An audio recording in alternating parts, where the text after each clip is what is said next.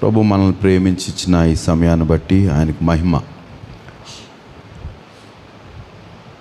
మనము పరిశుద్ధ గ్రంథాన్ని నుండి క్రొత్త నిబంధన మొదటి నుంచి ధ్యానం చేస్తున్నాం, వచనం వెంబడి వచనము. మనము మత్తయి సువార్త 7వ అధ్యాయము 6వ వచనానికి వచ్చాం. ఈ 6వ వచనాన్ని మనం గమనిస్తే, పరిశుద్ధమైనది కుక్కలకు పెట్టకుడి, మీ ముత్యములను పందుల ఎదుట వేయకుడి, వేసిన ఎడల అవి ఒకవేళ వాటిని కాళ్ళతో త్రొక్కి మీ మీద పడి మిమ్మును చీల్చివేయును. యేసుప్రభు చెప్పిన మాటలు కొండ మీద ప్రసంగంలో కఠినమైన మాటల్లో ఇదొకటి కదండి. సో ఈ మాట ధ్యానం చేయడానికి కూడా భయంగానే ఉంది, వినడానికి మీకు భయంగానే ఉంటుంది. అయినప్పటికీ వినక తప్పదు, ధ్యానం చేయక తప్పదు. ప్రభువు మనల్ని ప్రేమించి ఆయన ఇచ్చిన గొప్ప వర్తమానంలో కొన్ని మాటలు కదండి. ఈ మాట మనం గమనిస్తే, పరిశుద్ధమైనది, ఇందులో 2 విషయాలు ఉన్నాయి. పరిశుద్ధమైనది ముత్యాలు కదండి. పరిశుద్ధమైనది ముత్యమంత విలువైనది. ఈ మాటల్ని మనము తీసుకుంటే, ఈ పరిశుద్ధమైనది ముత్యాలని ఎవరికి వేయకూడదంట? కుక్కలకు కానీ పందుల ముందు కానీ వేయకూడదంట. ఇవి ఏం చేస్తాయంటే, అవి జంతువులు కాబట్టి వాటి వాల్యూ తెలియక తొక్కేస్తాయి, పాడు చేసేస్తాయి. తర్వాత ఇలాంటివి వేస్తావా అనేసి చీల్చేస్తాయట. అది కొంచెం చిత్రంగా ఉంది కదండి. అవి చీల్చేస్తాయట. అయినప్పటికీ చూద్దాం కొన్ని మాటలు. ఏమంటే నేను అంటాను, కొద్దిసేపు మీ మాటలు ధ్యానం చేయడానికి మీరు కొంచెం శ్రద్ధ నిలపాలని ఆశపడుతున్నా.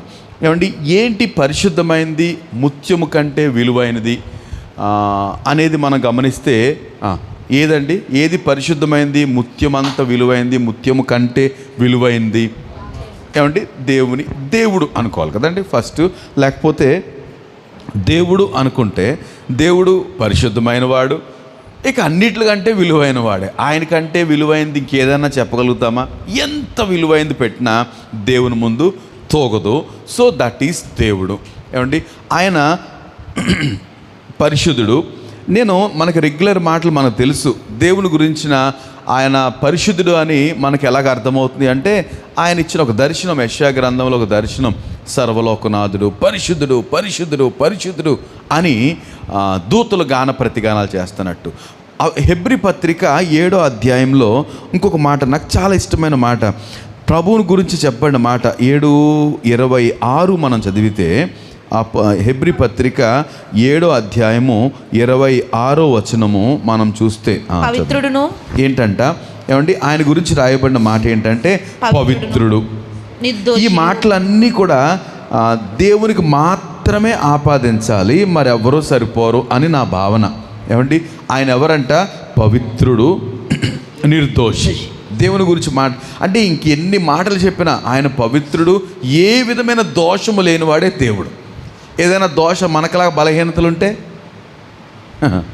దేవునికి దోషాలు ఉండకూడదు కదండి, దేవునికి బలహీనతలు ఉండకూడదు. కనుక ఆయన పవిత్రుడు, నిర్దోషి. ఎంత మనం పరిశీలించినా, అనేక కోణాల నుంచి, అన్ని కోణాల నుంచి ఒకే సమయాల్లో మనం ఆయన స్టడీ చేసినా, ఎక్కడా ఏ సమంత తప్పు కూడా లేనివాడు దేవుడు.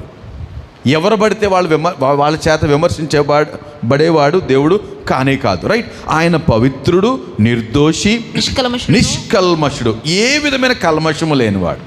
సో దేవుని గురించి మాటలు చెప్పడానికి నాకు ఎంత సంతోషమో ఈ భాగం చదవడానికి. పవిత్రుడు,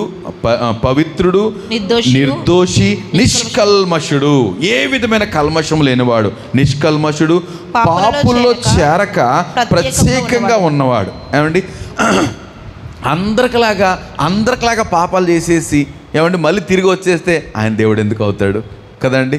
ఆయన లోకానికి మనుషులాగా వచ్చాడు, కానీ స్త్రీ ద్వారా జన్మించాడు. రైట్, పురుషుని కలయిక లేకుండా స్త్రీకి పుట్టిన నరుడు యోబు అన్నట్టుగా. యోబు అంటాడు, స్త్రీకి పుట్టిన నరుడిని ఏ విషయం లెక్క చేయొచ్చు అంటే లెక్క చేయొచ్చు, అదొక ప్రవచనం కావచ్చు.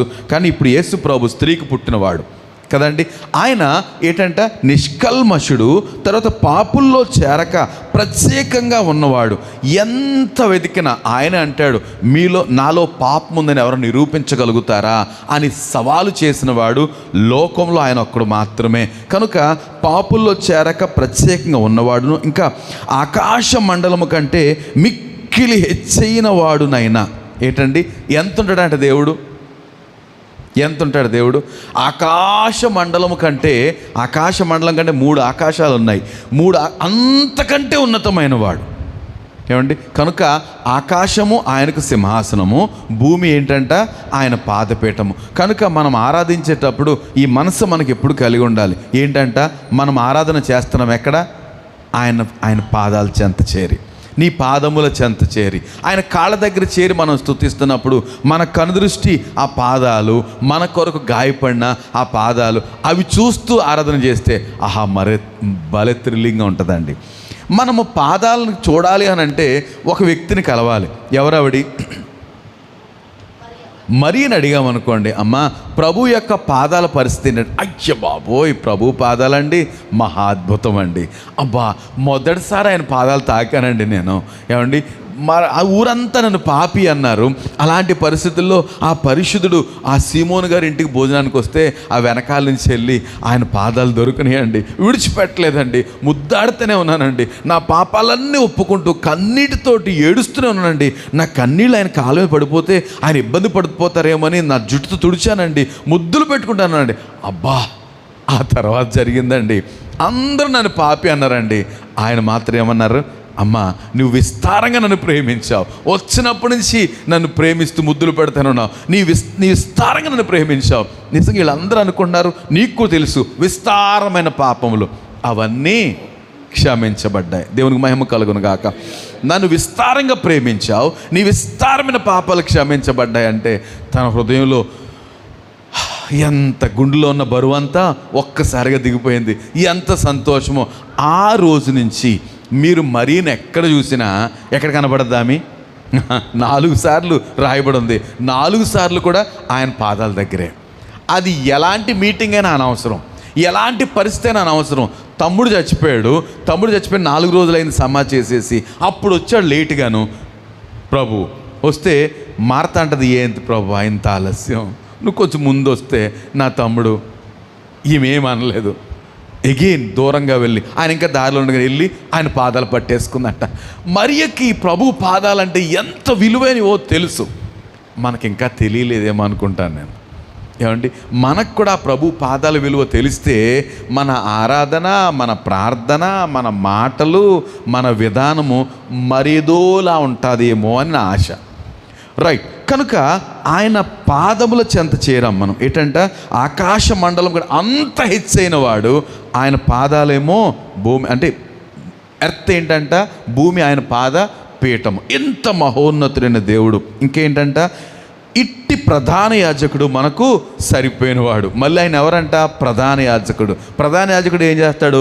సంవత్సరానికి ఒకసారి ప్రజలందరి పాపాలని ఒక గొర్రెపోతు మీద పెట్టి ప్రార్థన చేస్తే ఆ గొర్రెపొట్టేల్ని నరికి ఆ రక్తం తీసుకుని వెళ్ళి అతి పరిశుద్ధ స్థలానికి సంవత్సరానికి ఒక్కసారి వెళ్ళేవాడు ప్రధాన యాజకుడు. కానీ ఈ ప్రధాన యాజకుడు నిరంతరము మన కొరకు తండ్రి దగ్గర విజ్ఞాపన చేస్తున్నాడు.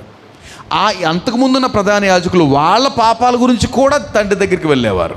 కానీ ఈయన పవిత్రుడు, నిర్దోషి, నిష్కల్మషుడు, పాపుల్లో చేరక ప్రత్యేకంగా ఉన్నవాడు. ఈయన తన పాపాల గురించి వెళ్ళనక్కర్లే. ఎవరి పాపాల గురించి వెళ్ళాడు? మనందరి పాపాలు ఆయన మీద మోపబడి ఆయనే బలి అయిపోయాడు. దేవునికి మహిమ కలుగును గాక. సో దేవుడు అందుకనే పరమగీత గ్రంథం 5వ అధ్యాయం 10వ వచనంలో ఉంటారు కదా, ఏ మాట? ఆయన ఏంటంట, నా ప్రియుడు ధవలవర్ణుడు, రత్నవర్ణుడు. ఏమండి, ఏంటంట ప్రియుడు? White and red. అదేంటి? ఏమండి, ఎవరైనా అయితే తెల్లగా ఉంటారు, లేకపోతే నల్లగా ఉంటారు. ఈయన ఎలా ఉన్నాడట? నా ప్రియుడు ధవలవర్ణుడు, రత్నవర్ణుడు. అంటే ఆయన పరిశుద్ధుడే, కానీ నా కొరకు పాపముగా మార్చబడ్డాడు. ఇంకా అలాంటి వాళ్ళని ఎక్కడ గుర్తించగలుగుతామండి? పరిశుద్ధుడై ఉండి మన మనుషులందరి పాపాలు ఆయన మీద వేసుకుని పాపిగా మార్చబడిన ఎవరున్నారు? ఆయన ఒక్కడు మాత్రమే. ఆయన గురించి రాయబడింది కదా, 10,000 మంది పురుషుల్లో ఆయన్ని గుర్తించవచ్చట. 10,000 మందిని పెట్టినా ఆయన ఈజీగా ఐడెంటిఫై చేయవచ్చు. సో అంత పరిశుద్ధుడు దేవుడు. ఆయనకు చెందుద్ది పరిశుద్ధమైంది, ముత్యము కంటే విలువైంది. ఇంకొకటి ఏంటన్నారు? మీరు ఏదో చెప్పారు కదండి, పరిశుద్ధమైంది, ముత్యము కంటే విలువైంది దేవుడు. తర్వాత నేను అంటాను దేవుని సన్నిధి అంటాను. దేవుని సన్నిధి.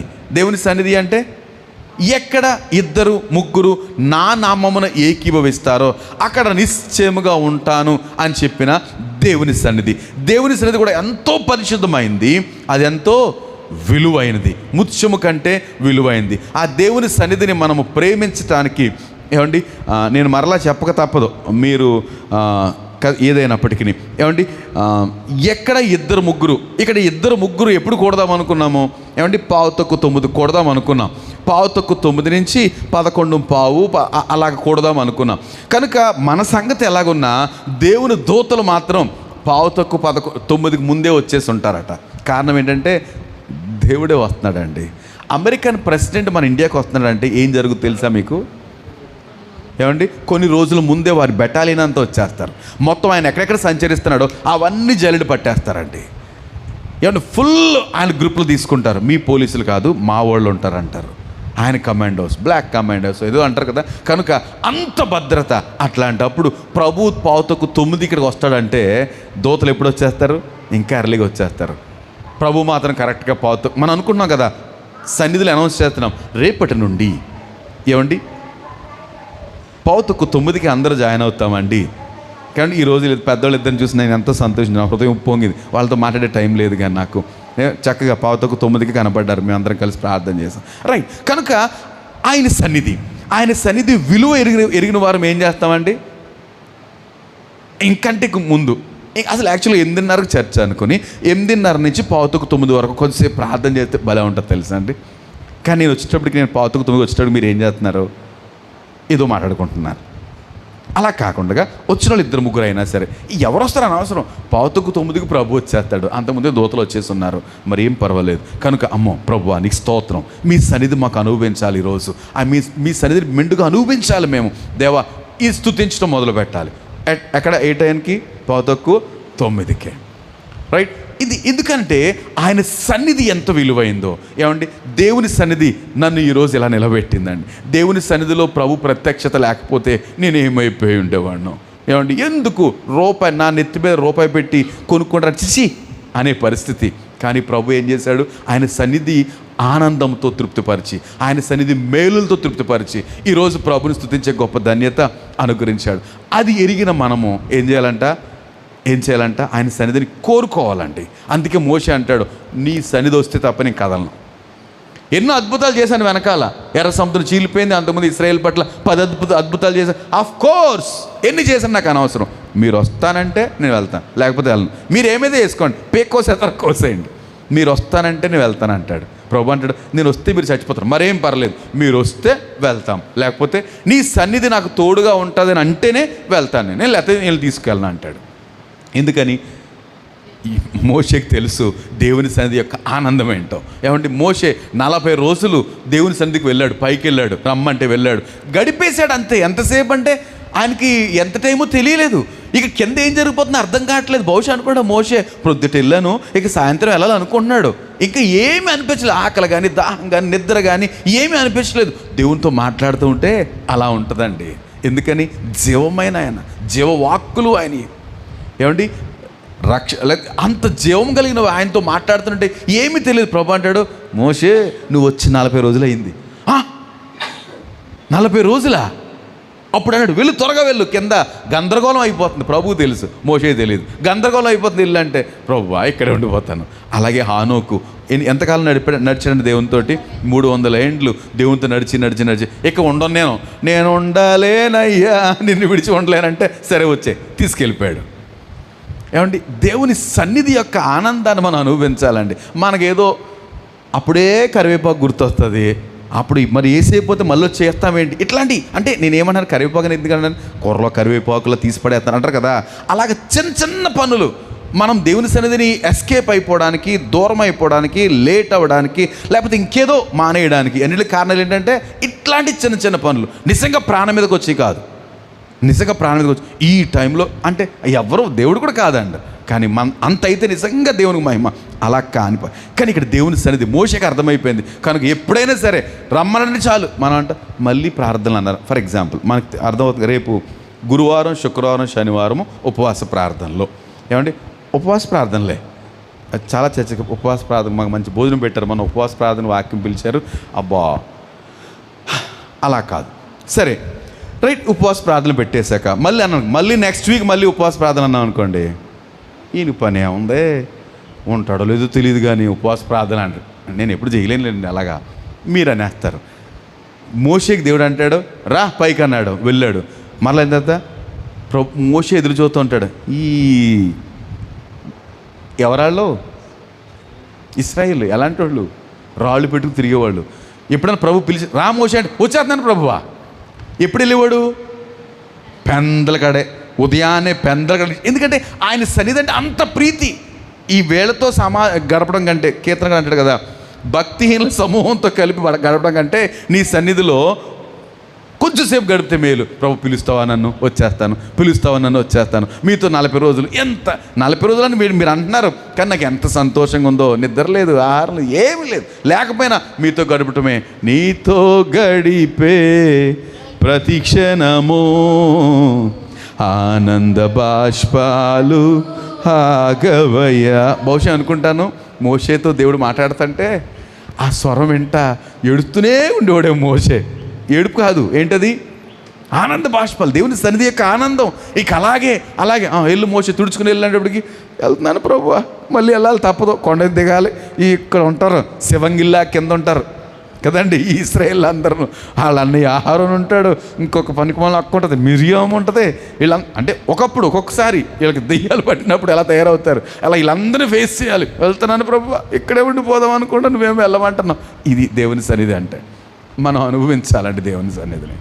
ఆయన సన్నిధికి వచ్చినప్పుడు పాటలు ఆరాధన ఏది చేస్తే అది పూర్తిగా ఇన్వాల్వ్ అవ్వడానికి ప్రయత్నం చేయాలి. దేవుని సన్నిధిలో ఉన్న సంతోషాన్ని మనము అనుభవించాలి. ఏదోలా కూర్చుంటే, ఏదోలా పక్కన వాళ్ళు లాస్ట్లో లేపుతారు, అయిపోయింది వెళ్ళొచ్చు అన్నప్పుడు అలా కాదు కదా. ప్రభు సన్నిధి పెట్టే ఆనందం, సంతోషం వేరు. కనుక ఈ సన్నిధిని భక్తులు అద్భుతంగా అనుభవించారండి. కనుక మోషే అంటాడు. తర్వాత ఈ దేవుని సన్నిధి అంటే దేవుని మందిరం. దావీదు అంటాడు కదండి, అంటాడు ఎవరైనాను దావీదుని మేము కూడా వస్తాం చర్చికి అన్నారు అనుకోండి, యెహోవా మందిరమునకు 122 కీర్తన, యెహోవా మందిరమునకు జనులు వెలుదుము రండి అని అంటే సంతోషమే సంతోషం. ఏంటంట, ఎవరైనా మందిరానికి వెళ్దామంటే ఇక సంతోషం, వాళ్ళు వస్తున్నారు పదండి, ఇంకొక 5 నిమిషాలు ముందు వెళ్ళిపోదాం కాసేపు. అబ్బా ఆ మందిర ప్రత్యక్షత.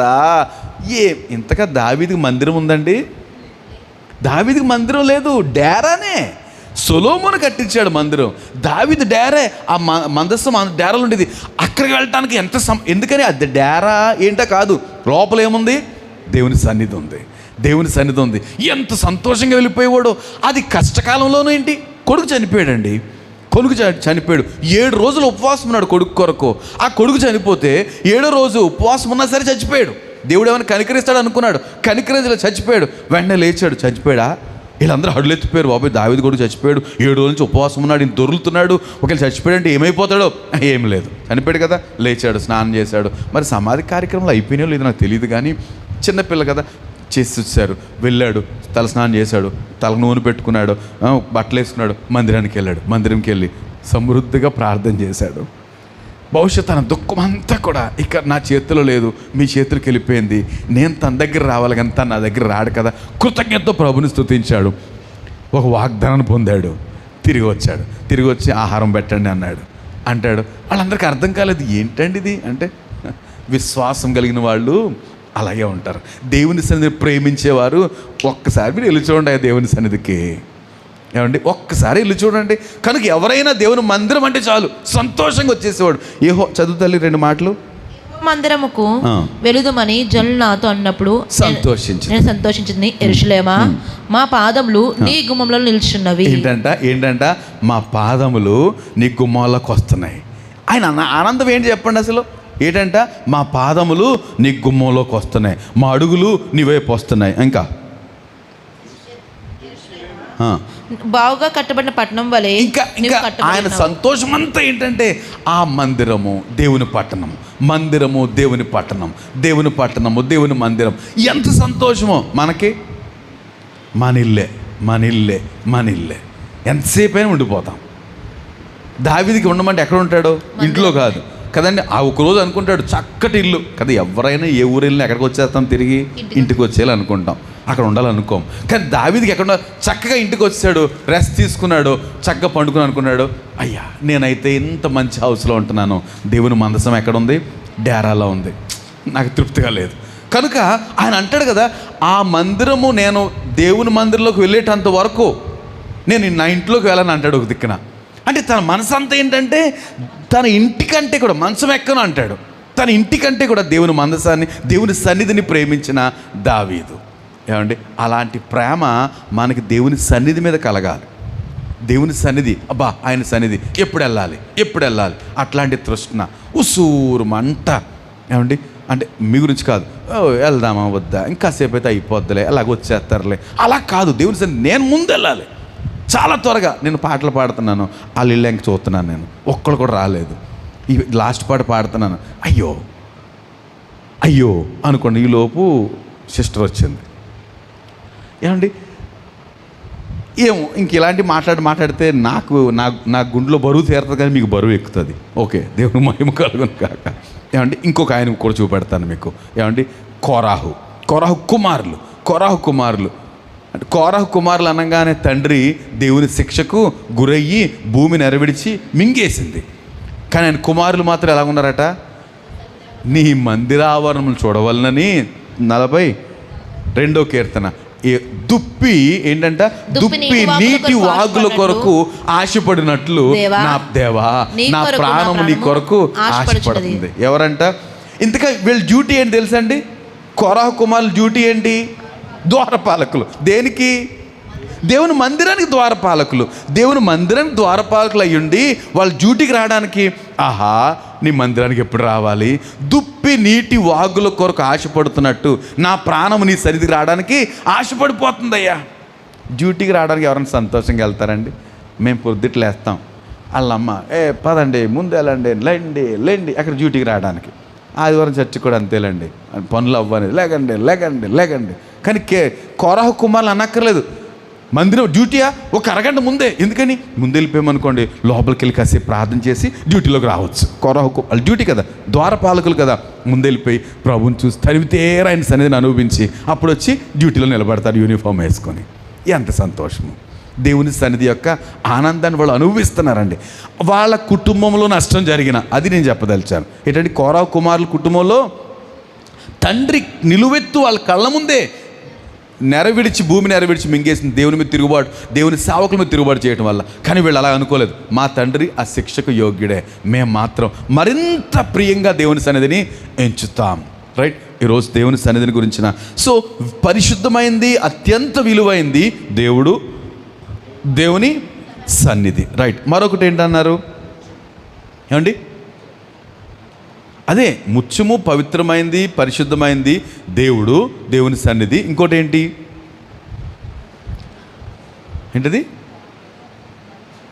ఇంతకింత దేవుని సన్నిధి. మరొకటి ఏంటి? పవిత్రమైంది, పరిశుద్ధమైంది, ముత్యము కంటే విలువైంది దేవుని వాక్యం. అంటే మీరు ముందు నుంచి అంటున్నారు, నేను 2 చెప్పేటప్పటికి పక్కన పెట్టేసి ఇంకేదో చెప్తారులే అనుకుంటున్నారు. దేవుని వాక్యం అనిపించిన విలువైంది ఏముందంటే దేవుని సన్నిధి, దేవుని వాక్యము. అదేంటంట? ఏమండి, దేవుని వాక్యం. కీర్తనకాడు 119వ కీర్తనలో ఆ 175 చరణాలు, 76 చరణాలు వాక్యం ఎంత విలువైందో. నేను కొన్ని మాటలు మర్చిస్తున్న కలగా 119వ కీర్తనలోని 14వ చరణం చదువుతారా? 14వ వచనం. 114. సర్వ సంపదలు దొరికినట్లు ఏంటంటే సర్వ సంపదలు దొరికినట్లు నీ శాసనముల మార్గమును బట్టి నేను సంతోషిస్తున్నా. ఏంటంటే అంటే దేవుని వాక్యం దొరికితే ఏం దొరుకుతున్నట్టు అంట? సర్వ సంపద అన్నీ దొరికేసినట్టే. వాక్యం ఎక్కడుంది మరి? ఎక్కడుంది వాక్యం? ఎక్కడుందండి? మన దగ్గర ఉంది, మన లోపల ఉంది, మన నోట ఉంది. ఉందా? ఇంకేం కావాలి మనకి? సర్వ సంపదలు దొరికినట్టుగా, నేను మరలా చదువుతున్నాను, సర్వ సంపదలు దొరికినట్లు నీ శాసనముల మార్గముతో నేను సంతోషిస్తాను. ఆహా, ఎంత సంతోషం! నీ వాక్యం ఎంత సంతోషం అయ్యా! అది దొరికితే చాలు, దొరికింది మాకు. ఇక మనము అసలు ఏ విషయంలో కొదువు లేని వారంగా ఉండాలట. వాక్యం బట్టి సంతోషిస్తూ ఆనందిస్తూ, అదే గొప్ప ఆశీర్వాదం. ఎవరికైనా సర్వ సంపదలు దొరికేసినాయి అనుకోండి. ఫర్ ఎగ్జాంపుల్ నాకు సర్వ సంపదలు దొరికేసినాయి అమ్మ, నేను గుడికి వస్తానా? రావటానికి కుదరదండి. ఓల్డ్ వ్యవహారం, బిజినెస్, అది ఇది రావటానికి కుదరదంట. అలాగ సర్వ సంపదలు దొరికినట్టుగా దేవుని వాక్యాన్ని బట్టి మనం సంతోషించాలంట. అలాంటప్పుడు దేవుని సన్నిధికి తొందరగా రావాలి. అమ్మో, ఇక్కడ వాక్యం కూడా ఉపదేశించబడుతుంది, కీర్తన ధ్యానం చేయబడుతుంది, వాక్యాన్ని బట్టి ప్రార్థన చేయబడుతుంది. ఎంత సంతోషంగా కలలకనేయాలండి. ఆ స్థితి ఎప్పుడు వస్తుందో నాకు అర్థం కావట్లేదు, కానీ కళ్ళకనేసేయాలంట. దేవుని సన్నిధికి వెళ్ళాలి, దేవుని మందిరానికి వెళ్ళాలి. అబ్బా, మొన్న చూశారు కదా, మీకు ఒక వీడియో పెట్టాను, జర్మియా గారి వీడియో. ఏంటంట, దేవుని మందిరానికి ఒక రోజు ముందే సిద్ధపాటట. ఎందుకని? దేవుని మందిరానికి వెళ్ళాలి సిద్ధపాటుతో అనేసి వాక్యం. కనుక ప్రతి క్రైస్తవులు ఆదివారం నుంచే ఉదయం చర్చికి వెళ్ళాలనే ఆలోచనతోటి ఉంటే, శనివారం రాత్రి నుంచే ఉదయం చర్చికి వెళ్ళాలనే ఆశతోటి ఉండగలిగితే ఎంత సంతోషం! ఎందుకని? అక్కడ ఏం దొరుకుద్దంట? సర్వ సంపదలు దొరికినట్టుగా నీవిచ్చిన వాక్యం. దేవుని వాక్యం ఏంటంట? దేవుని వాక్యము ఈజ్ ఈక్వల్ టు సర్వ సంపదలు. ఇంకొక మాట చదువుతావు తల్లి, 127 కూడా, అదే 119లో 127 బంగారు కంటెను ఏంటంట? బంగారు కంటెను, అపరంజి కంటెను నీ ఆజ్ఞలు నాకు ప్రియంగానున్నవి. ఏంటంట? బంగారము, అపరంజి అంటే మేలిమి బంగారం, ఇంకా సో బంగారం కంటేను ఫైన్ గోల్డ్ అంటాడు అనమాట ఇంగ్లీష్లో. బంగారం కంటేను అపరంజి కంటేను నీ ఆజ్ఞలు నాకు. దేవుని వాక్యం ఎలా ఉందంట? నాకు అదే కోరికయ్యా, బంగారం కంటే అపరంజి కంటే. ఇంకా యువతలు 162 కూడా, విస్తారమైన దోపు సొమ్ము సంపాదించిన వాని వలె నీవిచ్చిన మాటను బట్టి. ఒకసారి వినండి, గమనించండి. మేము ఇందాక సండే స్కూల్లో విస్తారమైన దోపు సొమ్ము అంటే యుద్ధానికి వెళ్ళారు, యుద్ధంలో వారిని ఓడించేశాము, వాళ్ళ సొమ్ము అంతా ఎవరిదవుతుంది? ఎవరైతే జయం పొందారో వాళ్ళది. విస్తారమైన దోపు సొమ్ము తెచ్చామనుకోండి, ఎలా ఫీల్ అవుతాం? ఎంత సంతోషం కదండి! అలా అంటాం కదా, బోల్డ్ దొరికేసింది, ఇంకా పిల్లలతో ఏం పర్లేదు నీకు. అలా సంతోషించాలండి వాక్యాన్ని బట్టి. ఎప్పుడు సంతోషిస్తామండి మనం అలాగా? దేవుడు వచ్చే లోపు సంతోషిస్తామంటారా? అలా సంతోషించగలిగితే, అందుకే మాటలు అన్నీ ఉన్నాయి అంటారు కదా, అన్నీ ఉన్నాయి కానీ అల్లు నోట్లో శనుంది అన్నట్టు అన్నీ మన దగ్గరే ఉన్నాయి. కానీ అంతంత వరకే, దేన్ని స్వీకరించలేకపోతున్నాం. ఏంటంటే విస్తారమైన దోపు సొమ్ము సంపాదించిన వాని వలె నీవిచ్చిన మాటను బట్టి నేను సంతోషిస్తున్నాను అనే మాటకి మనం దేవుని వాక్యము ఎంత విలువైందంటే, పరిశుద్ధమైంది, ముత్యము కంటే విలువైంది. రైట్, ఈ మాటలకే నేను అరగంట వాడేసుకున్నాను, ఇంకా అవ్వలేదు. ఇంకొక మాట మనకి కీర్తన ధ్యానంలో ఈరోజు చెప్పబడిన మాట 12వ కీర్తన 6వ వచనం ఏంటంట? దేవుని మాటలు ఏంటంట? యెహోవా మాటలు పవిత్రమైనవి, అవి మట్టి మూసలో 7 మార్లు కరిగి ఊదిన వెండి అంతా పవిత్రాలట. ఏంటండి? యెహోవా మాటలు ఏంటంట? పవిత్రమైనవి, కేవలం పవిత్రమైనవి, పరిశుద్ధమైనవి. అవి ఏంటంట? మట్టి మూసలో 7 మార్లు. ఏంటంట? అవి మట్టి మూసలో 7 మార్లు కరిగి ఊదిన వెండి అంతా పవిత్రాలు. అంత విలువైన వాక్యం ఏమండి, అంత విలువైన పరిశుద్ధ గ్రంథాన్ని దేవుడు మనకి ఇచ్చాడు. కనుక మనం ఏం చేయాలంట? అందుకే కీర్తనగాడు అంటాడు కదా, మొదటి కీర్తన, దివారాత్రము దేవుని వాక్యాన్ని ధ్యానం చేస్తున్నాను. కనుక నేను ఎక్కడెక్కడ కూర్చోను? దుష్టుల ఆలోచన చొప్పున నడవను, పాపుల మార్గాన నిలవను, అపహాసకులు కూర్చునే చోటను నాకు అంత టైం లేదండి అంటాడు. దావీదుని అడిగామనుకోండి, రావయ్య కాసేపు చాటింగ్, అబ్బో నాకు అంత టైం లేదు, కాసేపు ఇంకే, అబ్బాయి కుదరదండి నాకు టైం లేదు. ఎందుకని? కూర్చుండక యెహోవా ధర్మశాస్త్రమునందు ఆనందించుచు దివారాత్రము డే అండ్ నైట్, దినము రాత్రి, పగలు రాత్రి కూడా దివారాత్రము దాన్ని ధ్యానించువాడు ధన్యుడు. అదే పనిగా నేను ధ్యానం చేస్తున్నా. అతడు ఎలా ఉంటాడో చెప్పుకొచ్చాడు. ఎన్నిసార్లు చెప్తే మాత్రం ఎంత తక్కువ ఇది. ఎన్నిసార్లు చెప్పుకున్న దేవుని వాక్యం యొక్క విశిష్టత ఎన్నిసార్లు చెప్పుకున్న తక్కువ. ఎప్పుడు మనం ఆ వాక్య విశిష్టత తెలిసినప్పుడు మన స్టైలే వేరేగా ఉంటుందండి. అది అలా ఉండాలి. రైట్. దేవునికి మహిమ కలుగును గాక. దేవుడు, దేవుని సన్నిధి, దేవుని వాక్యము పరిశుద్ధమైంది, ముత్యము కంటే విలువైనది. రైట్. ఇలాంటి పరిశుద్ధమైంది, ముత్యము కంటే విలువైన దేవుని సన్నిధిని, దేవుణ్ణి, దేవుని వాక్యాన్ని మనం ఎక్కడ ఉంచకూడదంట. పాయింట్కి వచ్చేస్తున్నాం. ఏంటంట? కుక్కలకి పందులకి, కుక్కలకు వేయకూడదు, పందుల ముందు వేయకూడదు. పరిశుద్ధమైనది కుక్కలు పెట్టొద్దు, మీ ముత్యాలు పందుల ముందు చల్లొద్దు. అవి ఏం చేస్తాయంటే వాటికి వాల్యూ తెలియదు కాబట్టి తొక్కేస్తాయి. ఉపయోగించుకోవు కదా. ముత్యం ఇస్తే మనకి ఎవరైనా ముత్యం ఇచ్చారనుకోండి, ఏం చేస్తాం? అమ్మో భద్రంగా దాచుకుంటాం, అవసరమైతే అమ్ముకుంటాం, లేకపోతే కదండి, అంతే కదా. విలువైన ముత్యాలు ఉంటాయి, లేకపోతే విలువైన పరిశుద్ధమైంది. వాక్యం చెప్తుంది కుక్కల ముందు చల్లొద్దు. నాకు ఎందుకు ప్రభు ఆ మాట కుక్కని పందిని ఇంట్రడ్యూస్ చేశాడో నేను మీకు తప్పక పంచాలి, మరి తప్పదు, ఆలోచన చేద్దాం. ఫిలిప్పీ పత్రిక 3వ అధ్యాయం. త్వర కొన్ని మాటలు ఇప్పటి నుంచి కొంచెం స్పీడ్ అయిపోవాలి, ఎందుకంటే దేవుడు, దేవుని సన్నిధి, దేవుని వాక్యం గురించి ఎంతసేపు చెప్పినా తక్కువే కనుక మనం హాఫ్ అన్ అవర్ ఉపయోగించేసాం. మిగతా సమయంలో ఈ మాటలు ఫిలిప్పీ పత్రిక 3వ అధ్యాయం 2వ వచనం చదువు తల్లి. కుక్కల విషయమై జాగ్రత్తగా ఉండండి. ఏంటంటే చాలు ఏంటంట? కుక్కల విషయమై జాగ్రత్తగా ఉండాలంట. ఎందుకండి? కరుస్తాయి కదా, కరుస్తాయి. ఇప్పుడు పెద్ద సమస్య ఏమంటే మన దేశంలో కాదు, ప్రపంచంలో కూడా సమస్యనంట. అందరికీ ఇదే జబ్బు వచ్చింది. ఎవరు దాన్ని తీసుకెళ్ళి అడవులో వదిలేస్తున్నారట, లేకపోతే ఇంకెక్కడో వదిలేస్తున్నారట. ఇది ప్రపంచవ్యాప్తంగా. మనకు ఏదో దేశంలో గురించి కూడా చెప్పుకొచ్చాడు. మన దేశంలో కుక్కల్ని చంపకూడదు, లేకపోతే వాటికి బయట ఓపెన్ ప్లేస్లో ఆహారం పెట్టుకోండి, వాటికి షెడ్లు కట్టండి. మనుషులు కొట్టు లేదు కానీ షెడ్లు, కుక్కల షెడ్లు కట్టండి. ఏమంటే మనుషులు కూడా ఆహారం లేదు కదండి, కుక్కల షెడ్లు కట్టండి. వాటికి పిల్లలు పుట్టకుండా ఆపరేషన్ చేయించండి, ఇంజెక్షన్. ఎక్కడ కుదురుతుందండి? కనుక దేవుని వాక్యము ఆ కుక్కల గురించి చెప్పట్లేదు అనేది ఫర్ యువర్ కైండ్ ఇన్ఫర్మేషన్. మీకు దయతో చెప్పేది ఏంటంటే ఆ కుక్కల గురించి జాగ్రత్త పడాలి. లేకపోతే మనందరూ అనుభవించి నన్ను కరిచింది, మిమ్మల్ని ఎవరైనా కరిచిందని కుక్క, అప్పటి నుంచి చాలా జాగ్రత్తగానే ఉంటాను. ఒక్కసారే కరిచిందిలేండి. అందులో భయం ఎప్పుడు నాకు, సరే ఇంకెప్పుడు అలాంటి ఛాన్స్ ఇవ్వకూడదనే ప్రయత్నం చేస్తున్నాను. కుక్క కరిస్తే ఒక్కసారి. రైట్. సో కుక్కల విషయంలో జాగ్రత్త పడండి. ఇంకా ఈక్వల్ టు చూడండి, కుక్కలు ఈక్వల్ టు దుష్టులైన పనివారి విషయమే జాగ్రత్తగా. ఏంటంట? కుక్కలు ఈజ్ ఈక్వల్ టు దుష్టులైన పనివారు. కుక్కలు పనివారి విషయంలో జాగ్రత్త పడండి. కుక్కల గురించి జాగ్రత్త పడండి, దుష్టులైన పనివారి గురించి జాగ్రత్త పడండి. మ్యాథ్స్లో ఈక్వేషన్ తీసుకొచ్చేస్తారు కదా, అది ఈజ్ ఈక్వల్ టు ఇది ఈజ్ ఈక్వల్ టు ఇది. కానీ కుక్కలు ఈజ్ ఈక్వల్ టు ఏంటంట? దుష్టులైన పనోళ్ళు అంటే మీరు కాదు, అదే దేవుని పని చేసేవాళ్ళు, నా బోటోళ్ళు. దుష్టులై ఉండకూడదు. దేవుని పని చేసేవాడు, దేవుని పని చేసినట్టు ఏ పని చేసినా దుష్టులంగా ఉన్నాం అనుకో. దుష్టులు అంటే ఏంటి?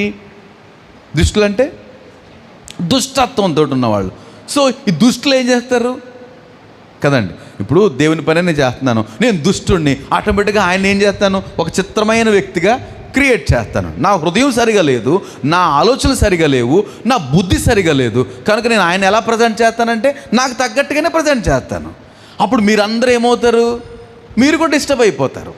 కనుక దుష్టులైన పనివారి గురించి జాగ్రత్త పడాలి, కుక్కల గురించి కూడా జాగ్రత్త పడాలి. రైట్. త్వరగా ప్రకటన గ్రంథం 22వ అధ్యాయం, ప్రకటన 22:15 వచనం. అందరూ తెరవకపోయినా పర్లేదు, ఒకళ్ళిద్దరు తెరిచి చదవగలిగిన వాళ్ళు చదివితే సరిపోద్ది. ఏమండి? 15 కుక్కలను మాంత్రికులను 22:15. రైట్. కుక్కలను చివరి పేజీ అమ్మ. ఏంటంటే ఇక్కడ రాయబడిన మాట ఏంటంటే కుక్కలు, మాంత్రికులు, వ్యభిచారులు, నరహంతకులు, విగ్రహారాధికులు, అబద్ధమును ప్రేమించి జరిగించు ప్రతి వాడును వెలుపల ఉండును. సతీష్ గారు, ఈ మాట కొత్తగా ఉంది కదా మీకు? ఇదేంటండి? ఓకే, వెనకాల నుంచి వద్దాం ఒకసారి. అప్పుడు సమంజసం. మొదటి మాట గురించి కొంచెం డౌట్. ఎవరు వెళ్ళరంట అంటే అబద్ధాన్ని ప్రేమించి జరిగించేవారు. అబద్ధికులు అంటే ప్రేమించేవారు ప్రేమించి జరిగించేవారు. ప్రేమతో చేస్తారు. సంతోషం అబద్ధం ఆడటం అంటే. అమ్మ, పిల్లలకి అది అలవాటు అవ్వకూడదని ప్రయత్నం చేస్తూ ఉంటాను నేను. మనం ఏం చేయాలి? ఈ పిల్లలకి అది నేర్పించాలి. నిజం చెప్పడం నేర్పించాలి చిన్నప్పటి నుంచే.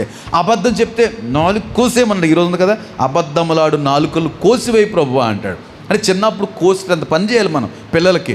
మంచి లేకపోతే సత్యంలో స్థిరపరచాలి వాళ్ళని. కనుక అబద్ధమును ప్రేమించి జరిగించేవారు ఎక్కడికి వెళ్ళరట? వెలుపల ఉంటారు. బయట అంటే ఏముంటుంది అక్కడ?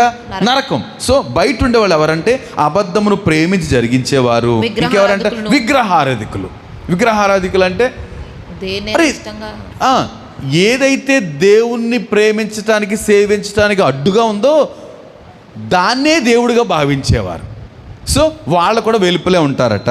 ఇంకా నరహంతకులు, అంతే కదా, మనుషుల్ని చంపేసేవారు.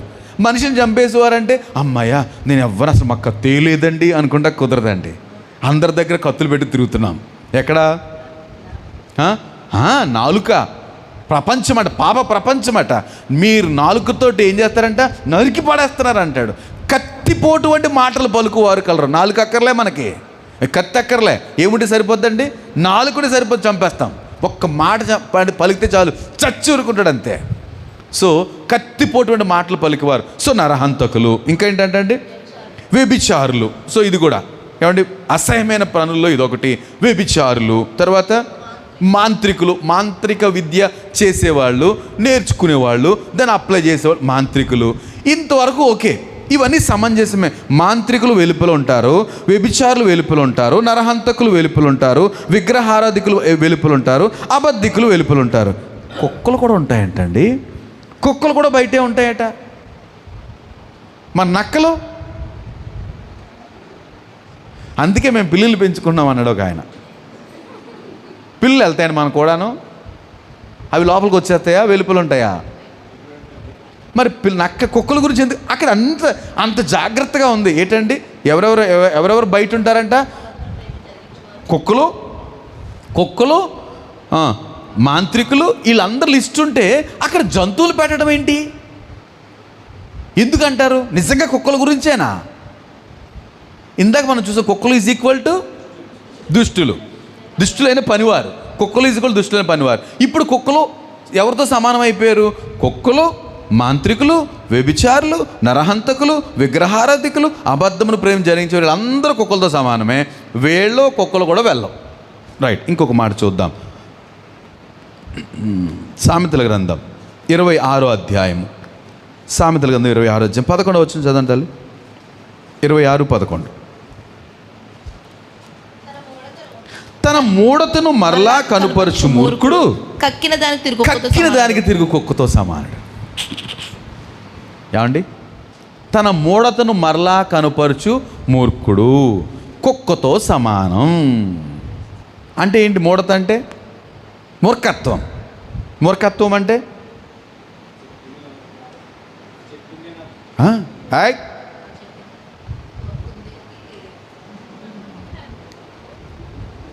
ఒక కాలు చెవులతో కలిపి పట్టేసుకుని నేను పట్టిన కుందేలకు 3 కాళ్ళు అంటాడట.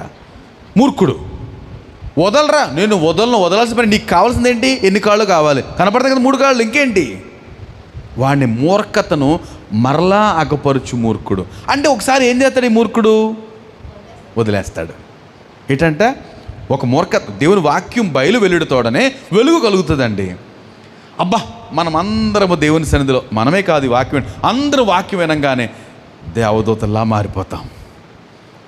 ప్రార్థన చేస్తాం, ప్రభువా మాతో మాట్లాడారు, సూటిగా స్పష్టంగా మాట్లాడారు, ఏమైతే ఉన్నాయో అవన్నీ విడిచిపెట్టేశాం, చెయ్యుదలేశాను. ఏది?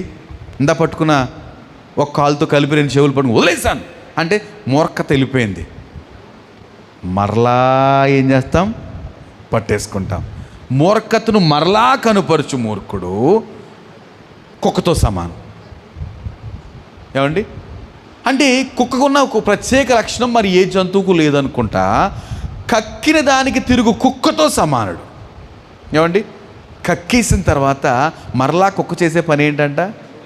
చూసావు కదా, మధువా నువ్వు తేజ, భాను తేజ, నువ్వు భానువా, రైట్ కదండి? ఏంటంట? చూసాం కదా, అందరూ చూసాం. మనకు ఎక్కువ కనబడే అవే కదా. కుక్క ఏమండి కక్కేస్తుంది మరలా తింటుందంట. దాన్ని సోకాల్డ్ ఎవరితోటి కక్కిన దానికి తిరుగు కుక్క లేదా మూర్ఖునితోటి పోల్చబడింది. ఇప్పుడు కుక్కలో = ఏమేమి వచ్చినాయి మన లిస్టులోనే చాలామంది వచ్చినాయి. దుష్టులైన పనివారు వచ్చారు, నరహంతకులు, ఏమండి అబద్ధికులు, వ్యభిచారులు, విగ్రహారాధికులు, ఏమండి ఇట్లాంటివన్నీ కూడా వచ్చి ఇప్పుడు కొత్తోడు ఎవడంట మూర్ఖుడు కూడా = కుక్క.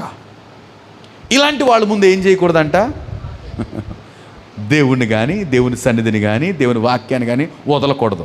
ఏం చేస్తారంట వాళ్ళు, తొక్కేసి అవసరమైతే విత్తనంలో ఏం చేస్తారంట చీల్చి పడేస్తారు అని అంటాడు. త్వరగా అంతటితో అవలే. మరొక మాట పేతురు రాసిన 2వ పత్రిక, ఇక్కడ క్లియర్గా ఇక్కడ మనం ఆలోచించాలి. మూర్ఖులు అనేది మనం గుర్తుంచుకుంటే అక్కడ కుక్కలు మూర్ఖులతో సమానం అనుకుంటే, మూర్ఖులు కుక్కలతో సమానం అనుకుంటే, పేతురు రాసిన 2వ పత్రిక 2వ అధ్యాయం 26వ వచనాన్ని మనం గమనిస్తే 22వ వచనం, కుక్క తన వాంతికి తిరిగినట్టును. ఏంటంటే చాలా క్లియర్గా కుక్క తన వాంతికి తిరిగినట్టును, కడుగబడిన పంది బురదలో దొర్లుటకు మల్లునట్టును అను నిజమైన సామెత చొప్పున వారికి కొన్ని సామెతలు ఉంటాయండి. అసలు సామెత అంటేనే ప్రూవెన్ ట్రూత్ అని అంటాను నేను. ఏంటంట నెరవేర్చబడిన సత్యం, తిరుగులేదు. ఏ సామెత నిర్లక్ష్యం చేయకూడదండి. ఇది బైబిల్లో ఉన్న సామెతలు ఏంటి, బయట మనకు కొన్ని సామెతలు పెద్దోళ్ళు అంటారు కదా, అవి కూడా నెగ్లెక్ట్ చేయకూడదు, గౌరవించాలి. ఎందుకంటే అనేక మంది చెప్పి దాన్ని రుజువు చేసిన తర్వాత మన వరకు వచ్చినాయి అనమాట అవి. కానీ నెగ్లెక్ట్ చేయకూడదు. ఇక్కడ ఒక సామెత చెప్తున్నాడు. ఏంటంటే సామెత, కుక్క తన వాంతికి తిరుగునట్టు కడుగుబడిన పంది బురదలో దొర్లుటకు మళ్ళినట్టును అను నిజమైన సామెత చొప్పున వీరికి సంభవించాను. ఏమండి, సో కుక్కకున్న లక్షణం మనకు అర్థమైపోయింది ఇప్పుడు. ఏమండి, ఏం చేద్ది కుక్క, తన వాంతికి తిరుగుతుంది. అది ఎంత కష్టమో కదండి మనుషులకి, అది చాలా అనీజీ. అంతెందుకు, అసలు మన నోట్లోంచి పడిన దాన్ని తిరిగి మళ్ళీ టచ్ చేయడానికి మనమే ఒప్పుకోం కదండి, అదంత అసహ్యం. కానీ కుక్క చేసే ఆ క్యారెక్టర్ ఎన్నిసార్లు మనం కంటిన్యూ చేస్తున్నాం. నోట్లో తీసి పడేయలేం, కానీ ఏమంటే మనం విడిచిపెట్టేసి దాన్ని ఎన్నోసార్లు తీసుకుంటున్నాం అని వాక్యం చెప్తుంది. మూడత ఉంది నీకు, విడిచిపెట్టేసావు, మళ్ళీ ఏం చేస్తున్నాం, మనం తీసుకొచ్చి భుజాన్ని ఎక్కించుకుని ఆడిస్తున్నాం. దేన్ని, ఆ మూర్ఖతను చిన్నపిల్లని ఆడించినట్టుగా ఆడించి ఓ ముద్దులెట్టేసుకుని ఏది విడిచిపెట్టేసిన దాన్ని విడిచిపెట్టేసి కుక్కను చూసి చాలా అసహించుకుంటున్నాము. కానీ కుక్క కంటే ప్రభు అంటున్నాడు, ఆ కుక్కల విషయంలో జాగ్రత్త పడండి, అవి పరలోకం వెళ్ళవు, వెలుపలే ఉంటాయి. కారణం ఏంటంటే అవి వేటితో సమానం అంట, ఇవన్నిటితో సమానం. మనం ఏదైతే చాలా ఖచ్చితంగా సూటిగా ప్రభు మాట్లాడేది ఏంటంటే, ఈ లక్షణాలు కలిగిన వాళ్ళ దగ్గర ఏం చెప్పారు చెప్పండి, అసలు వాక్యమే చెప్పకూడదట. అలాగంటే ఎంత కష్టం కదండి. ఇప్పుడు నేను నిజాయితీగా మనం అందరం ఆలోచించుకున్నాం అనుకోండి, నాకేమనిపిస్తుంది, నేను మొన్న అలాంటి వదిలేసిన దాన్నే కదండి, ఆ మూర్ఖతనే మళ్ళీ పట్టుకున్నాను, లేకపోతే దాన్నే మళ్ళీ సో మనందరం ఏమవుతాం అప్పుడు, నిజాయితీగా ఆలోచించేస్తే ప్రమాదం. ప్రభువు ఆయన చెప్పిన, నేను ఆలోచిస్తాను, కొండ మీద ఈ సెంటెన్సెస్ విడిచిపెట్టాడు అంతే. కుక్కల విషయంలో జాగ్రత్తగా ఉండండి, కుక్కలకు పరిశుద్ధమైనది పెట్టొద్దు, మీ ముత్యాలు పందుల ముందు చల్లొద్దు, చీల్చేస్తాయి మిమ్మల్ని, అంతే ఆయన ఒక స్టేట్మెంట్. దాన్ని పట్టుకుని మనం ఏం చేయాలి, ఎన్ని రోజులు వేలాడినా తప్పు కాదు, ఎన్ని రోజులు ఆలోచించినా తప్పు కాదు. కారణం ఏంటంటే వెరీ సీరియస్ ఇట్ ఈస్. కనుక ఒక జంతువును మన ముందు పెట్టి పోలుస్తున్నాడంటే దేవుడు. కనుక చాలాసార్లు జంతువుల గురించి అన్నాడు ఆయన, జంతువులు అన్యులు అంటాడు, జంతువులు అంటాడు. దేవుని పిల్లమైన మనం ఎలా ఉండాలని, వాటికంటే ఉన్నతంగా ఉండాలి, జంతువుల కంటే ఉన్నతంగా ఉండాలి. ఆ జంతువులో కూడా లేదంటాడు ఎక్కడో ఈ చరిత్ర పుస్తకాల్లో, జంతువులో కూడా అలాంటి క్యారెక్టర్ లేదు అంటాడు మనుషుల గురించి చెప్తూ. అన్యుల్లో కూడా లేదు అలాంటి క్యారెక్టర్ అంటాడు. కనుక దేవుని పిల్లమైన మనం ఎలా ఉండాలనుకుంటున్నాడు ప్రభు, ఉన్నతంగా ఉండాలి. కనుక ఒకవేళ ఇంతవరకు సాగిపోయినా ఇప్పుడైనా ఈ కుక్కలన్నిటిని ఏం చేయాలి, మనం కుక్కలను కాదు, కుక్క స్వభావాన్ని ఏం చేయాలి, వెలుపలకు పంపించాలి. లేకపోతే వాటితో పాటు మనం కూడా వెలుపలకు వెళ్ళిపోతాం. ఏమైనా, అది చిన్నదైనా పెద్దదైనా ఏదైనా, కుక్క స్వభావం ఏదైతే విడిచిపెట్టేసామో తిరిగి దాన్ని తెచ్చుకుంటే కుక్క స్వభావము. ఆ కుక్క స్వభావం విడిచిపెట్టకపోతే కుక్కలతో ఆ స్వభావంతో మనం కూడా ఎక్కడ ఉంటామంట? వెలుపల చీకటిలో అని అంటాడు. వెలుపల చీకటిలో మనం ఉంటామట. కనుక ఇక్కడ ఈ కడుగుబడిన పంది గురించి నేను కొన్ని మాటలు చెప్పాలి, కానీ సమయం అనుమతి లేదు. కొంతసేపు కొనసాగిద్దామా వాక్యం? ఏమండి, ఆమె అందరు తల ఊపిన తర్వాత మొదలెడదాం అనేసి అంటే ఇప్పుడు 45 నిమిషాలు అయ్యింది, అక్కడితో ఆపేద్దాం అనేసి నాకు. ఎందుకంటే చాలా ఎక్కువ బరువులు మీ మీద పెట్టేస్తున్నాను. దానికి తగ్గ న్యాయం జరగట్లేదు అనుకో. న్యాయం అంటే మనం వినేసి దాని ప్రకారం అనుసరించకపోతే రేపు ఇది అంతా మన నెత్తి మీదకి వచ్చేద్దండి. అందుకనే భయపడుతున్నాను నేను. అయినప్పటికీ కొన్ని మాటలు చూద్దాము. ఏమండి, కడుగుబడిన పంది గురించి వచ్చినప్పుడు జ్ఞాని అయిన సొలొమోను మేము ముందు తీసుకొస్తున్నాం. కొద్ది నిమిషాలు ఆయన గురించి మాట్లాడుకుని, ఏమండి, సొలొమోను, జ్ఞాని అయిన సొలొమోను సర్వ సంపదలు కలిగిన వాడు. ఆయనకు భార్యలు ఎంతమంది? జ్ఞాని అయిన సొలొమోనుకి ఎంతమంది భార్యలు? 700 మంది భార్యలట. వీళ్ళందరూ రాజకుమార్తెలే. రాజకుమార్తెలే. వీళ్ళందరూ రాకుమార్తెలే. 700 మంది. నాట్ ఓన్లీ దట్, 300 మంది ఉపపత్నులు. ఎంతమంది అండి? 1000 మంది. ఆ 3 సున్నాలు తీసేస్తే నాకు ఒకే భార్య. అంతే కదా, మనందరికీ అంతే, నాకే కాదు. సరే, ఏమండి, ఆయనకి 1000 మంది ఉన్నారు. ఎందుకు 1000 మందిని చేసుకున్నాడు? అది డౌట్. ఏమండి, ఏంటి అంత కసి? ఏంటండి ఈయన కసి? ఏంటంటే అందంగా ఉన్నదంతా కావాలి ఈయనకి. అందంగా ఉందా? ప్రవేశపెట్టండి. ఏం కావాలి? 4 గుర్రాలు కావాలా? 10 ఒంట్లు కావాలా? ఏది ఇచ్చేసి తెచ్చేయండి. రాజకుమార్తెలు ఎవరన్నా ఎంకరేజ్ చేశాడు, అందంగా ఉండదని తెచ్చేయి. ఎవరన్నా చెప్పారని తెచ్చేయడమే. ఎన్ని అపార్ట్మెంట్లు కట్టేస్తుంటాడో. వాళ్ళందరి క్వార్టర్స్, డిఫరెంట్ క్వార్టర్స్, 1000 క్వార్టర్స్ కావాలి. మరి ఇద్దరిని ఒక దాంట్లో ఉంటే కుదురుతుందండి? చంపేస్తారు. వీళ్ళందరూ కట్టేశాడు 1000 మందికి. 700 మంది భార్యలు, 300 మంది ఉపపత్నులు. ఆహా! ఈయన వీళ్ళందరికీ టైం టేబుల్ ఇచ్చేశాడు. ఒక్కొక్కరు విజిట్ చేయడానికి 3 సంవత్సరాలు పడుతుంది. రోజుకు ఒకళ్ళు అనుకుంటే సంవత్సరానికి 360 రోజులే కదా, అప్పుడు కూడా అంతే కదా, 65 రోజులు. కనుక 1000 మంది ఉన్నారు ఇక్కడికి. కనుక వాళ్ళకి టైం టేబుల్ ఇచ్చేసాడు. 2025 జనవరి 1, 2, 3, 4 ఇలాగ టైం టేబుల్ ఇచ్చేసాడు. ఆ టైం టేబుల్ ఎప్పుడు వస్తుందారా రాజుగారు అని చూస్తుంటారు వాళ్ళు. ఎంతమంది? 1000 మంది. ఒక రోజున నంబర్ 40కి వెళ్ళాలి రాజుగారు, ఆయన షెడ్యూల్ ప్రకారం. ఈ లోపు ఏదో తేడా జరిగింది, 34లో ఆగిపోయాడు. ఆ రాకుమార్తె రాత్రి అంతా చూస్తుంది, ఇంకా రాలేదేంటి వీడనేసి. ఇంకా రావట్లేదంటే రాలేదు. రాత్రి అంతా చూసి పడుకో, వచ్చేదే ఎప్పుడుకో డేట్ వస్తుంది, రాజుగారితో ఉండొచ్చు అనేసి రాలే. మళ్ళీ రాజుగారు ఏమన్నా సామాన్యంగా ఉంటాడా?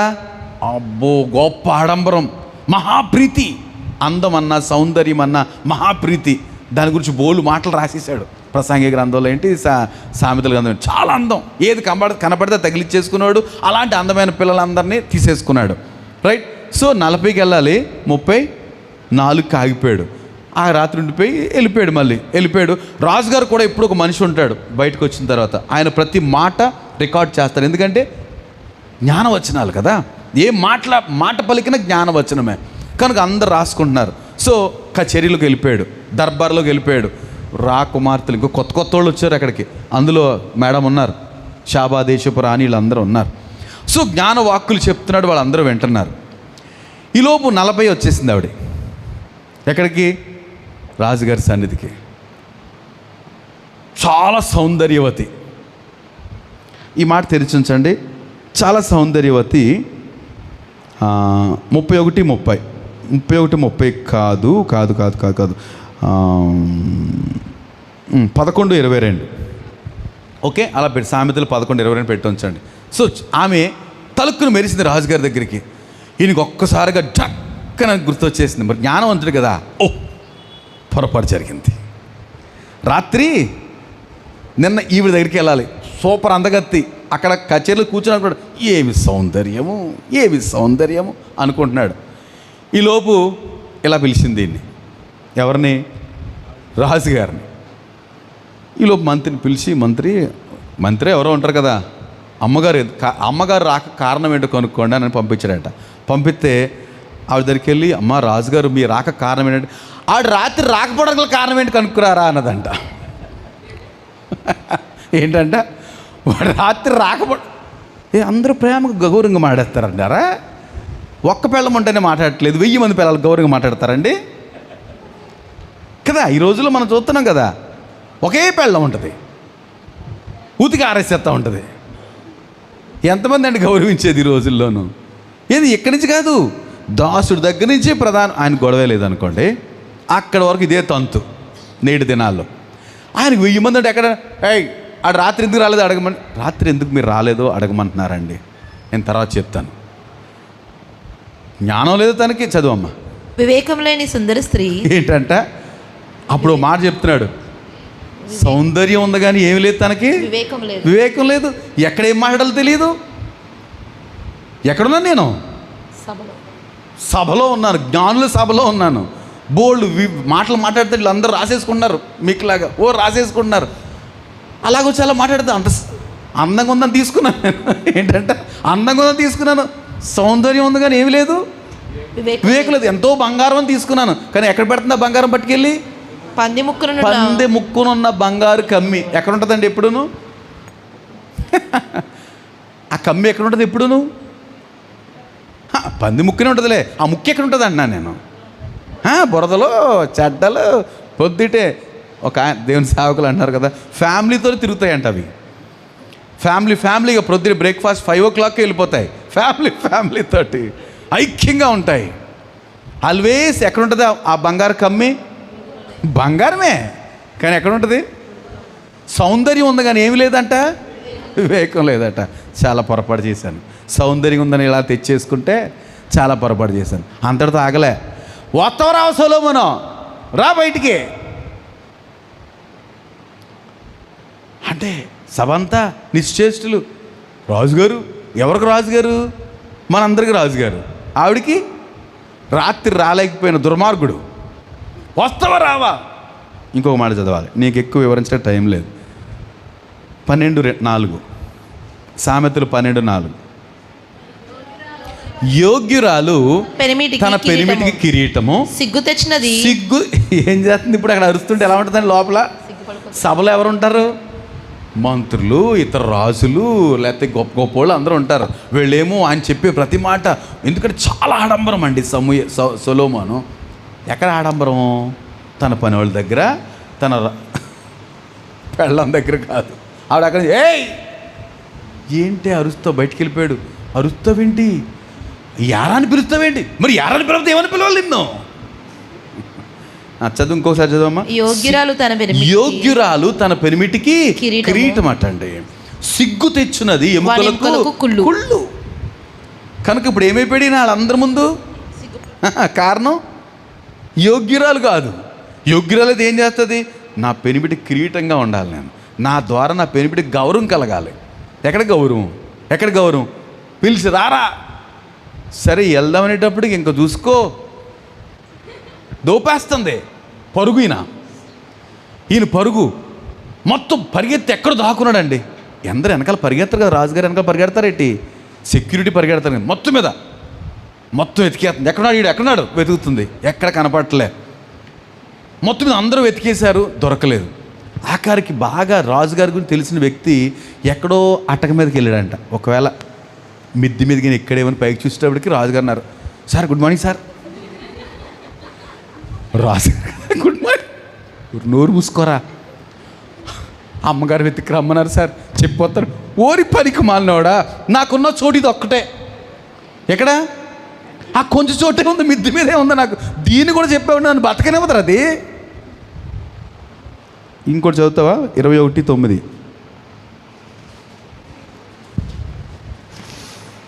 గయ్యాలతో పెద్ద అది ఏంటంట? వీళ్ళకి పెద్ద పెద్ద ప్యాలెస్లు కట్టించాను, ఎప్పుడైనా ఒకసారి వెళ్దాం అనుకున్నాను, కానీ ఈ పనికి మళ్ళీ ఇక్కడికి వచ్చేసింది.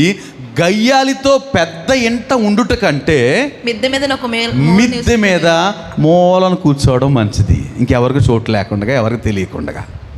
ఇవన్నీ ఎవరు రాసిన మాటలు తెలుసా అండి? ఆయన రాసిన మాటలే. ఒక పెద్ద సేవకుడు ఆయన దాని గురించి చెప్తున్నప్పుడు నాకు నిజంగా అబ్సల్యూట్లీ తన జీవితంలో ఎన్నో అందాన్ని గురించి రాశాడండి. బోల్డ్ విషయాలు, స్త్రీల గురించి ఎక్కువ రాసిన ఆయన ఈయనే. బోల్డ్ మంది భార్యలు కదా, బహుశా మన అందరికి సంఘానికి క్షేమం కలగడానికి దేవుడు అతన్ని విడిచిపెట్టాడు. అలాగా రాయమనేసి. సో వాస్తవం కదా, గయ్యాలి అయిన భార్యతో పెద్ద ప్యాలెస్లో ఉండడం కంటే మిద్దెక్కి భోజనం లేకపోయినా నీళ్ళు లేకపోయినా ఒక మూలన కూర్చోవడం మంచిది కదా. అది ఆయన స్టేట్మెంట్. ఇవన్నీ తర్వాత అమ్మ చాలా తప్పు చేశాను, నేను మొత్తం అందంగా ఉన్నాయని వీళ్ళందరినీ తెచ్చిపెట్టేశాను, ఇప్పుడు నా పేక మీదకి వచ్చేసారు అనేసి చివరి అధ్యాయం 31వ అధ్యాయము 30 వచ్చిన అప్పుడు రాస్తున్నాడు. ఏమని? 31:30. అందం మోసకరం, సౌందర్యం వ్యర్థము. సరిపోయింది. క్షవరమంత అయిన తర్వాత అవుతుంది కానీ ఏం రాలేదండి, ఈయనకి వివరం రాలేదట. ఇప్పుడు అంటున్నాడు అందం మోసకరము, నేను అనుభవించి నెమ్మది లేకుండా ఉన్నాను. మీరు చదివితే సమూయేలు 2వ సమూయేలు కాదు, 1 రాజుల గ్రంథం 2వ అధ్యాయము 11వ వచనం. దావీదు ఇశ్రాయేలును ఏలిన కాలము చదవండి. 40 సంవత్సరములు. హెబ్రోన్లో అతడు 7 సంవత్సరాలు. 1 రాజులేనా? 1 Kings 2 Kings 11 చాప్టరా? Sorry, 2 Kings 11 chapter. 2 Kings 11 chapter, 2nd chapter, 2 Kings 2nd chapter 11th verse.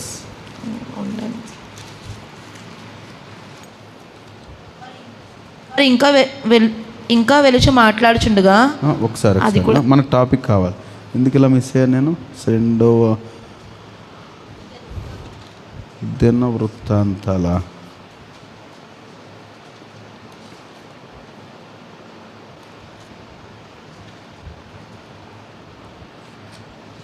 2వ దిన వృత్తాంతాలు అయితే దావీదు సొలొమోను భార్యల గురించి వివరంగా ఉందండి అక్కడ. ఎక్కడది?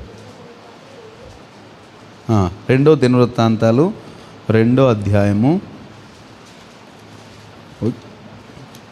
నేను ఒక ట్రెండ్ సార్ కాదు. అది అక్కడ అంటారు కదా, ఇతను బోల్డ్ మంది 700 మంది భార్యలు రాకుమార్తెలు, తర్వాత 300 మంది ఉపపత్తులు తీసుకోవడం వల్ల చివరికి వాళ్ళు ఏం చేశారంట, ఆయన మనసును త్రిప్పివేశారట, తన హృదయాన్ని త్రిప్పివేశారు అని రాయబడి ఉంది. సో ఈ మాటలు గమనిస్తే ఇది ఎక్కడ సంత? 1 రాజులు 11 కరెక్టే. 1 రాజులు 11వ అధ్యాయము, అలాగ అనలేదు నేను. 11వ అధ్యాయము 2 నుంచి చదువుతున్నాను.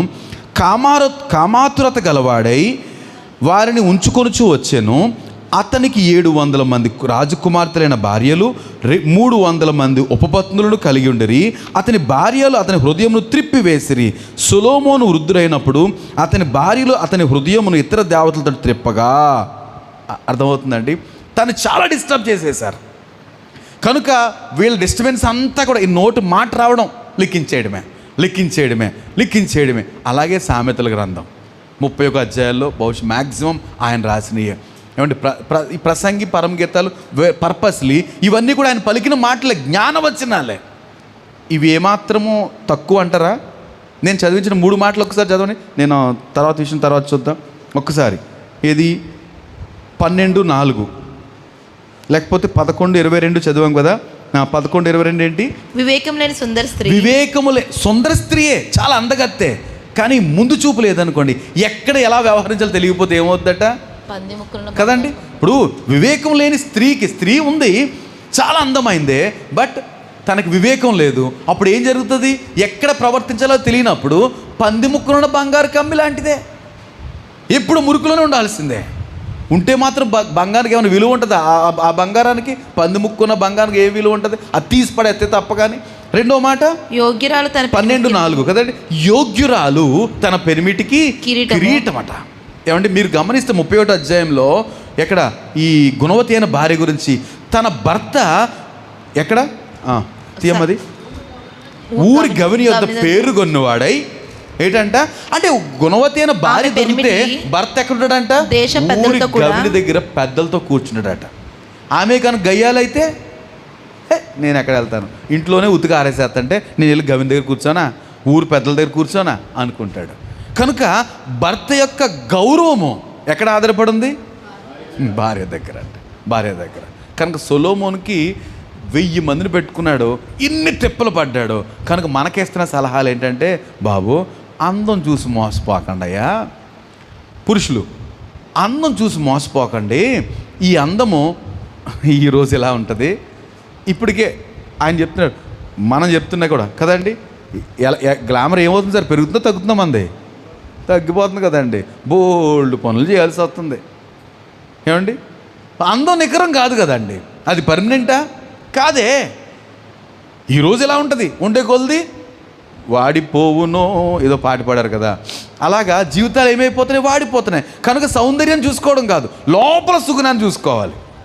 పెళ్ళిళ్ళు చేసుకునే వాళ్ళు ఏంటి కదండి, ఎవరైనా సరే పైకి అబ్బో ఇదంతా ఎక్కువ మార్కులు అక్కడే పడిపోతున్నాయి, అందుకే జీవితాలు సర్వనాశనం అయిపోతున్నాయి. అవి కాదు, అంతర్సుగుణాలు వెతుక్కోవాలండి. ఏమంటే ఆ సుగుణాలు పెంచుకోవాలట. రైట్. ఇంకొక మాట ఏంటంటే, యోగ్యురాలు పెనిమిటి కిరీటము, సిగ్గు తెచ్చున్నది ఎముకలకు కుళ్ళు. ఇంకొక మాట 21:9, గయ్యాలితో పెద్ద ఇంట ఉండుట కంటే మిద్దె మీద ఒక మూల నివసించడం మేరు. తర్వాత అంటాడు కదా 31:30లో, బాబు ఇందుని బట్టి యవన బిడ్డలారా మీకు చెప్పేది ఏంటంటే, అందము మోసకరము, దాని కొరకు అనవసరంగా అని అన్నారు.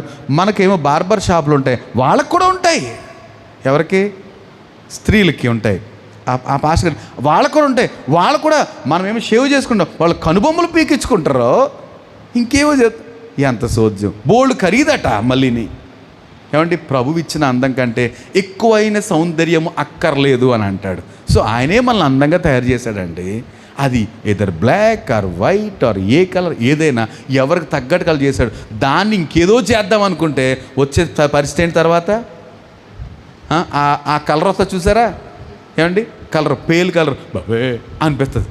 దేవుడిచ్చింది అద్భుతం, అద్భుతం. కనుక అందం వ్యర్థము, అందం మోసకరము, సౌందర్యము వ్యర్థము. ఈ వ్యర్థమని ఎందుకన్నాడంటే ఇట్ ఈస్ నాట్ పర్మనెంట్, నికరంగా ఉండదు కదండి, మారిపోతూ ఉంటుంది, మారిపోతూ ఉంటుంది. కనుక ఇప్పుడు యంగేజ్లో మనం కూడా అలాగే ఉన్నాం, పొట్ట గిట్ట ఏం లేకుండా. తర్వాత ఏమవుతుంది కదండి, అది నేను ఆ టైంలో పొట్ట లేకుండా చేసిన ఇప్పుడు వచ్చేసి అంటే కుదురుతుందా? అంతే. ఏది స్థిరం కాదు, బోల్డ్ మార్పులు, ఫిజిక్లో బోల్డ్ మార్పులు వచ్చేస్తున్నాయండి.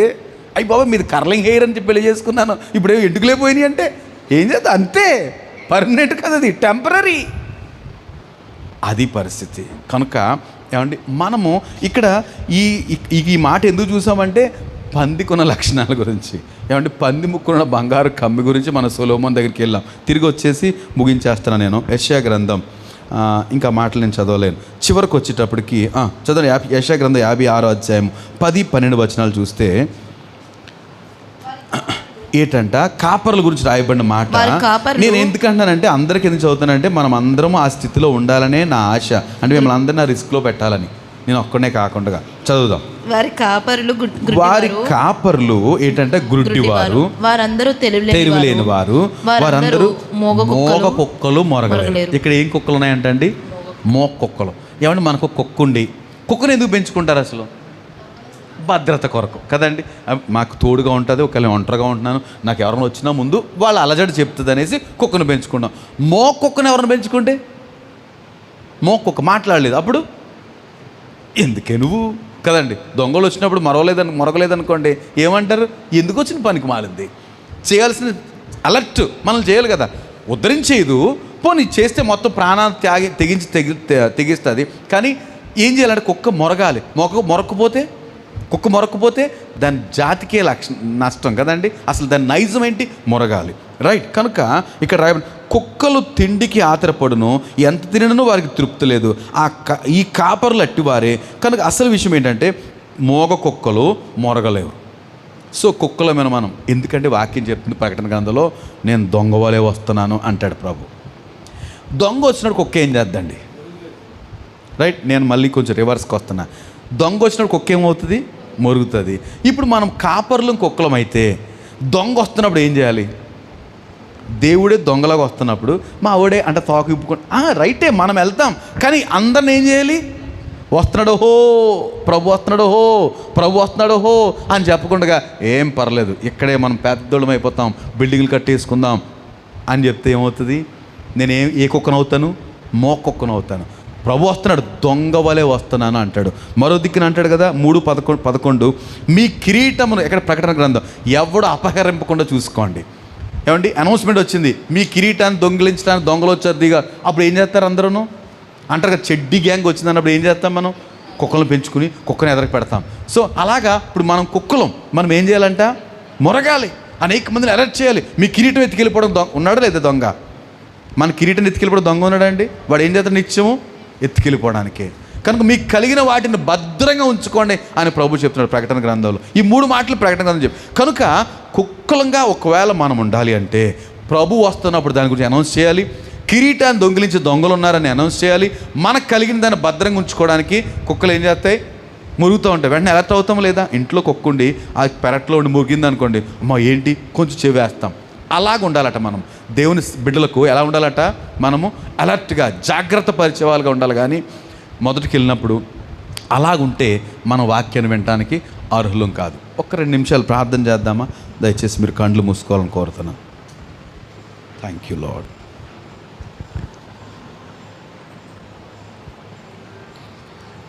ఆలోచించారు.